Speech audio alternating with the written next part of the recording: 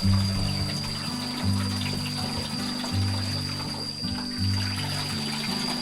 ้งตักทั้งกินพร้อมเนาะ นำดินจากโครงการไปหน่อย เอาผู้บรรยายบันตัวเอาแต่ตอนนี้ มาตะเวียกเมื่อยๆเป็นก็มาตักน้ำได้พี่น้อง ไอ้เอา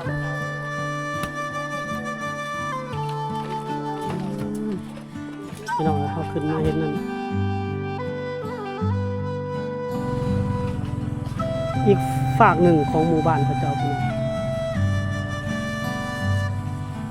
หมู่บ้านนี้บ่มีไฟฟ้าเลยจู้แต่แหละ ไล่เลย เอาอดอนเห็นยังอดอนนี่ จ้า จ้าบ่ อดอนนี่คือบอนเนาะดิบๆนี่ก็จ้าบ่หรือไปตายไปเฮ็ดให้มันแห้งก่อนเหรอวะคอก่อนเหรอวะ คอไว้เด็บเนาะเดียาคันคอเด็บ แม่นเลยเอาบอนไปเฮ็ดกินมันบอนเขียวบอนนี่แหละพี่น้องแต่ว่าไปเฮ็ดให้มันแห้งมันยังก่อนเพิ่นว่า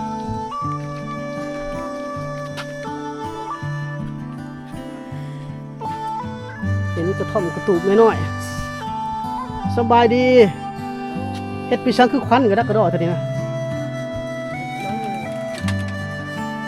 โอ้เพิ่นเฮ็ดกินอยู่พี่น้องเฮ็ดกินลามหนู กิน กินหยังแหละนี่นะลามหยัง อริยาตัวหลัง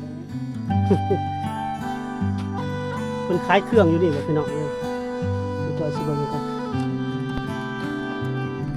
ยับแน่เจ้าผู้มีลูกน้อยนะโอ้ยขายเครื่องบ่โอ้ซุปเปอร์มาร์เก็ตพี่น้องห้างค้าดูก็กองเสียสละอยู่กับไผเดียวนี่นะอยู่กับไผ เดียวอยู่กับแม่เฒ่า เป็นแม่ห้างแล้ว เป็นแม่ห้างอยู่ผู้เดียว สาวเป็นเอาเงินเดียว ลูกสาวเอาผัวแล้วก็อยู่ผู้เดียวเพิ่นว่า ลูกชายได้เลยลูกชายยังน้อยไปชามคนอยู่กับพ่อ นี่อยู่ผู้เดียวพี่น้องก็เลยขายเครื่องขายของ คนอยู่กับลูกสาวเนาะ พอได้อยู่เนาะขายเครื่องกันเนาะได้อยู่บ่ ได้ทำนั้น ว่าพี่น้องฮ้อนหลายบ่ไหวสิฮ้อน นกค่ะ บรรยากาศในชนบทพี่น้องโอ้อากาศอบอ้าวแฮงเพิ่นเฮือนเพิ่นพี่น้องตั้งตะมุตะมิหลังบ่ใหญ่ได้ยินเสียงตำข้าวเขานำมาก่อนพี่น้องตุ่มต้องตำแห้งเลย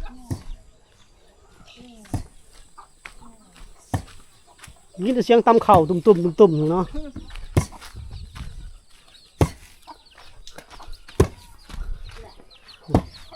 ตำข้าวพี่น้อง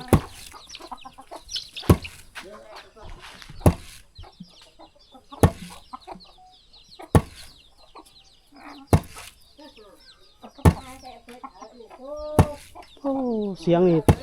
แน่นขนาดเลยพี่น้องลูกสาวไปใช้คือบ่ให้ต ลูกเช้า ำได้บ่ ลูกเช้าสิเนี่ยเอาผัว อ๋อลูกสาวผัวตำเองบัดนี้เนาะ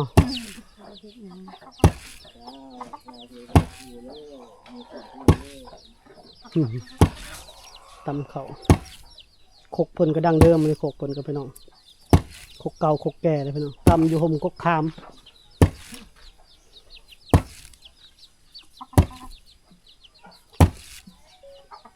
ตำประจำตำคู่มือตำคู่เว้นเนาะตำตอนเช้ามากินตอนแรงพี่น้องนอกจากตำหลายๆแต่ได้2 มื้อเพิ่นว่า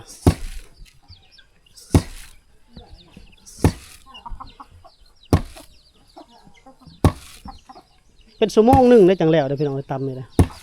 หาไปชนบทนี่สิได้เห็นเพิ่นตำข้าวนี่หลายพี่น้องเลาะไปเรื่อยๆพี่น้องไปตลอด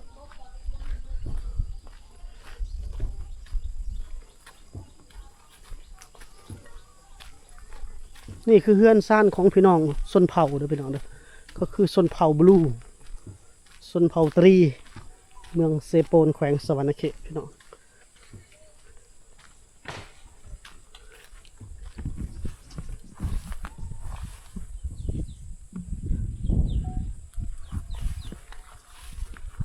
เพิ่นกำลังเฮ็ดหยังเด้นี่เนาะ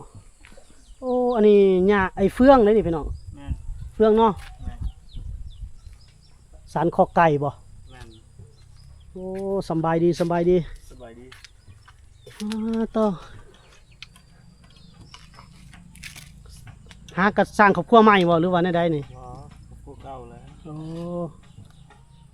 คืออันนี้เฮือนนี่ตะดนแล้วบ่ แม่น เฮ็ดนี่น้อยๆนึงพี่น้องเฮือนเราต่ำๆทรงมุงหญ้าใส่พี่น้องเบิ่งก่อน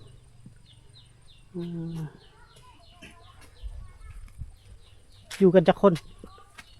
อยู่ในเฮือนน่ะบ่ อ่า เก่า เฮือนเจ้านี่ได้ เด้อ เขาพ่อแม่ พ่อมันตายแล้ว มีแต่แม่ แม่ไปเอาผัวใหม่ เก้าคนนี้เจ้ากับลูกบ่ ลูกในบ่าว อ๋ออืมเดี๋ยวขออนุญาตเบิ่งในบ่าวทางในนอนแล้วบ่เฮือนหลังนี้หรือว่ายังบ่ได้นอน บ่ฮัดใส่เข้านะ ใส่ข้าว แม่น อ๋ออันอยู่งามคอกไก่เป็นเห็ดนี่ก็คักได้พี่น้องตะมุตะมิดี เจ้าเนาะเห็ดเนาะ โดย รู้จักเห็ดจักสร้างได้พี่น้องในคอกไก่เพิ่นมุงเฟืองเอาเฟืองมาจามเฟืองมุงพี่น้องนี่แหละบางคนเขาจะเห็ดจักสร้างพี่น้องนี่เห็ดจักสร้างแล้วบ่ติมีหยังไปหาเอาไม้ตอกขอกตามาจักมาสานก็ได้สำนี้แล้วพี่น้องงามแล้วไก่กำลังเห็ดเสียไว้เลี้ยงไก่เนาะแม่นบ่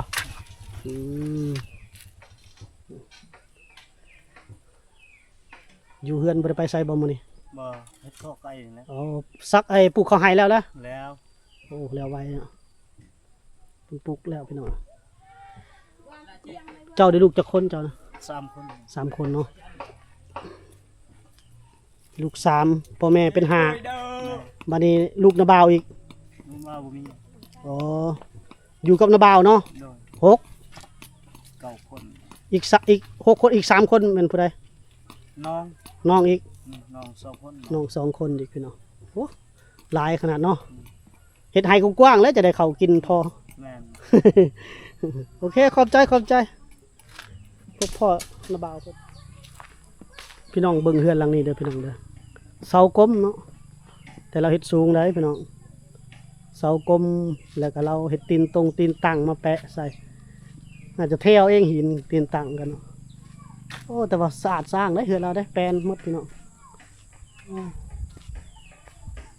เฮือนในชนบทพี่น้องเพิ่น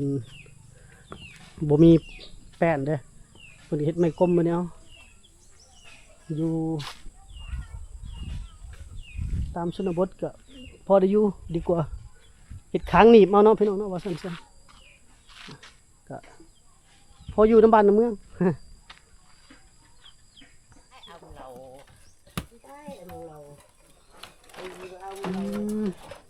พี่น้องเขาขึ้นมาเห็นนั่นป้าตะกระดงผลบักใหญ่เนาะกระดงผลเนาะจะจับให้เบิ่งอยู่ในกว่านั้นนะบักใจนึงพี่น้อง แกลกเลย กระดงของเราสุมเจ้าเอิ้นหยังนี่ ดอก ดองโอ้ใหญ่เนาะข้าวสารใหญ่เอาไว้ตากข้าวพี่น้องอันนี้นะ ไงกันยัง อันนี้ข้าวหน้าบ่ แม่น ข้าวหน้าปลูกเอาปลูกอยู่นี่ เขาหน้าอยู่บ้านบูด โอ้ข้าวหน้า ร้านเฮาให้ ร้านไห้พี่น้อง ให้แชมสวยช่อย ตำเอาได้ข้าวหน้าเลยเนาะตำมาสี สิ โอ้ก็ตำมานานแลก เจ็บเด็ด เจ็บมือเลยพี่น้องขันตำเอานะ และกระยางก็คือ เพื่อนเรากับพี่น้อง โบละเราขายเลยดิเราไปจบกันละ ของอันนี้ของแบ่เพื่อนพี่น้องมันสิอยู่บ่แบ่แบ่บุออกแต่แท้นี่พี่น้องโอ้ยเนาะเฮ็ดกระคักตัวนี้ก็บ่นะพี่น้องเนาะแคบก็แคบขอไก่ละทึกขอแบ่แล้วบ่ได้แล้วนี่นะ เท่าแล้วใช่พอคอยไปแล้ว ผู้เฒ่าเฮ็ดขอกแบ่พี่น้องได้ซำนี้ละ เห็นมันเท่าแล้ว ทางนี้ขอกไก่เพิ่นพี่น้องโอ้นี่ลกไก่นี่ เ ลกไก่มาแต่ให้หรือสิไปให้ใช้อะบังบ่บื้นอะบังบ่นี่อะบังหยังนี่เคยนี่ไม่สอดเด้เด้เนาะนี่พี่น้องมาแต่หาอยู่หากินโซนนี่พี่น้องเบิ่งเฮือนเพิ่นปลูกคือโอ้เป็นแบบคือเฮือนโบราณเฮือนตะกี้ตะกอนเนาะสมัยตะกี้ตะกอนไปใส่ผู้สาวเมื่อบ้านใดมองงาได้เนาะกูจักกันเลยพี่น้องจะว่าอยู่สันสีได้นางงานี่เฮือนสกุลพี่น้อง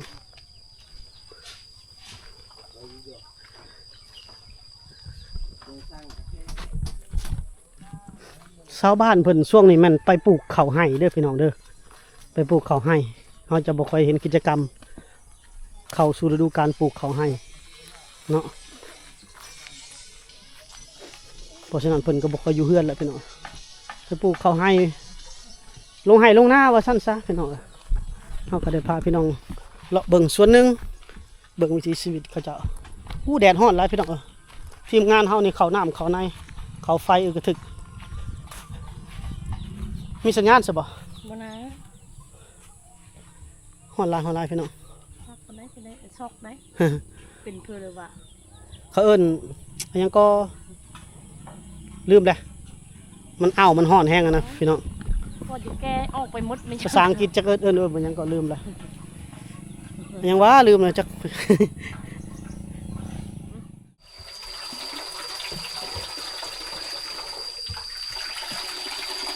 ทั้งตักทั้งกินพร้อมเนาะ นำดินจากโครงการพี่น้องอันนี้นำกินเลยเนาะ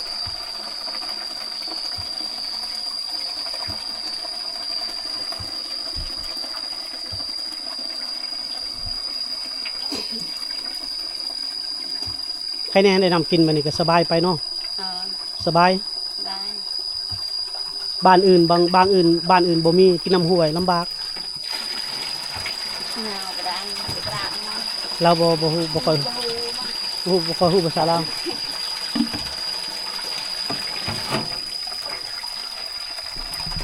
เมื่อนี้ต้มมากินเลย กินเลย กินเลย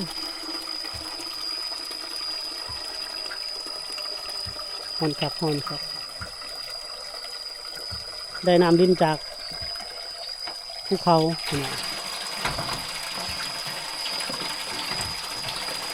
โอ้ปิดไว้บัดนี้เนาะนี่สบาย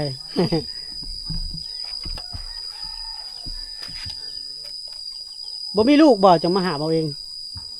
ไม่รู้ มีบ่ก่อน เบิ้ลเจ๊ก่อนก็ได้ ลูกน้อยพี่น้อง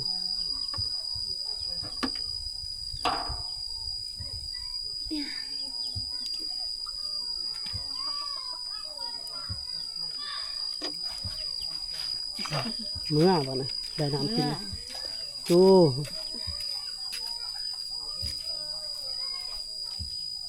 นี่แหละภาพที่ชนบทในลาวพี่น้อง ผู้เป็นเหตุบัดพวงเอาสะตะ นี่ พว ก็ ง มาตะเวียกเมื่อยๆเพิ่นก็มาตักน้ำได้พี่น้องมาตักน้ำมาอาบน้ำอยู่นี่เลยพี่น้องใหญ่ๆนี่เพิ่นก็มาแต่